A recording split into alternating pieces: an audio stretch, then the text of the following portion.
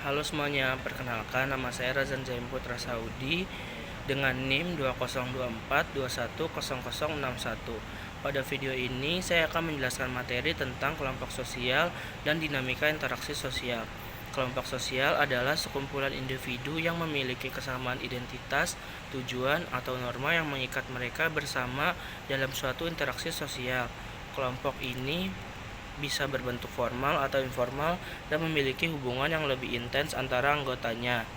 Dinamika interaksi sosial mengacu pada proses dari perubahan yang terjadi dalam hubungan antara individu atau antar kelompok dalam masyarakat.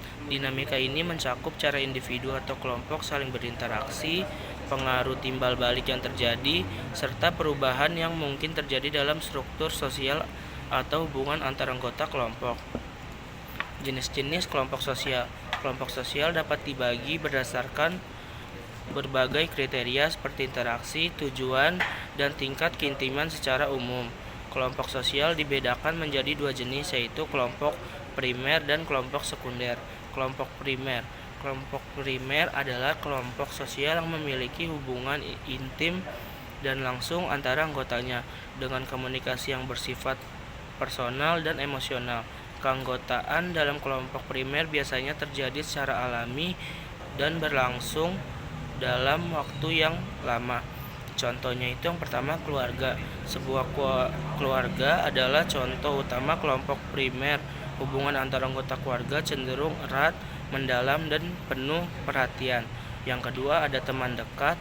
Persahabatan yang sudah berlangsung lama dan mendalam bisa dianggap sebagai kelompok primer, di mana ada saling pengertian dan kedekatan emosional. Yang kedua, ada kelompok sekunder. Kelompok sekunder adalah kelompok sosial yang lebih besar dan lebih formal. Interaksi di dalamnya lebih bersifat instrumental untuk tujuan tertentu dan tidak terlalu emosional. Keanggotaan dalam kelompok sekunder seringkali berdasarkan peran atau fungsi dalam kelompok tersebut. Contohnya itu perusahaan atau organisasi. Dalam konteks pekerjaan, hubungan antar anggota lebih didasarkan pada tujuan organisasi daripada hubungan pribadi yang mendalam. Yang kedua ada kelompok politik. Anggota sebuah partai politik berkumpul karena tujuan bersama, tetapi interaksi mereka sering lebih bersifat formal dan fungsional. Perbedaan antara kelompok primer dan sekunder. Dalam interaksi, kelompok primer lebih secara langsung, intens, dan emosional, sedangkan sekunder secara formal, fungsional, dan tidak terlalu emosional. Dalam tujuan, kelompok primer lebih kepentingan emosional dan sosial pribadi, sedangkan sekunder tujuan praktis seperti pekerjaan atau aktivitas tertentu. Contoh primer yaitu keluarga, teman dekat, dan komunitas kecil. Sedangkan sekunder contohnya tempat kerja, organisasi, atau sekolah. Dinamika interaksi dalam setiap jenis kelompok. Yang pertama, dinamika kelompok primer. Interaksi dalam kelompok primer cenderung lebih emosional dan mendalam. Anggota sering berbagi perasaan, pengalaman, dan pendapat pribadi. Ada rasa keterkaitan yang kuat dan individu merasa lebih bebas dalam mengekspresikan diri. Konflik yang muncul biasanya bisa lebih intens, tetapi karena kedekatan emosional, resolusi konflik lebih cepat dan lebih berbasis pada kompromi. Contoh dinamikanya, dalam sebuah keluarga, perdebatan pendapat antara orang tua dan anak dapat menyebabkan ketegangan, tetapi biasanya bisa diselesaikan dengan komunikasi terbuka dan pengertian satu sama lain. Yang kedua ada dinamika kelompok sekunder. Interaksi dalam kelompok sekunder lebih bersifat formal dan terbatas pada tujuan atau aktivitas tertentu. Anggota lebih fokus pada tujuan kelompok dan tidak terlalu terlibat dalam kehidupan pribadi satu sama lain.